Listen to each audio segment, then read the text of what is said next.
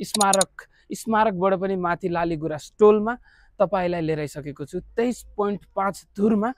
त्यहाँ पनि त्यसमा पनि 833 स्क्वायर फिटमा निर्मित भएको घर लिएर आइसकेको छु। अब ठ्याक्कै लोकेसनको बारेमा कुरा गरौँ है त हजुर। तपाईँ स्मारक गेटबाट माथि आइसकेपछि शान्ति टोलबाट ठ्याक्कै कृष्ण मन्दिर जाने बाटोमै लालीगुराँस टोलमै तपाईँले यो प्रपर्टी देख्न सक्नुहुनेछ। अब प्रपर्टीको बारेमा कुरा गरौँ ल। यो चाहिँ 833 स्क्वायर फिटमा निर्मित भएको घर हो भने हैन, यो चाहिँ 2 BHK मतलब 2टा बेडरुम एउटा हल र एउटा किचन हो। सही सुन्नुभयो, यो 2टा बेडरुम एउटा हल र एउटा किचन रहेको यो घर आइसकेको छ। पार्किङ छ कि छैन हजुर? मजाको पार्किङ रहेको छ।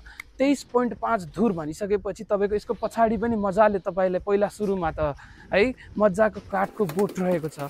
त्यति मात्र होइन, तपाईँलाई गोबर ग्यास पनि रहेको छ। गोबर ग्यास मात्र होइन हजुर, तपाईँलाई मजाले रुखहरू रहेको छ, अम्बाको हैन, लिचीको, कागतीको, यी सबै जोडेर तपाईँलाई टोटल 4वटा रुख पनि रहेको छ। भनिसकेपछि तपाईँले यो घरमा पार्किङ पनि पाउनुभयो, खेती किसानी गर्नलाई तपाईँले मजाको इनफ जग्गा पनि पाउनुभयो र बस्नको लागि मजाले 2 BHK हाउस पनि पाउनु भइरहेको छ। ए हजुर, यो एरियामा को हुनुहुन्छ?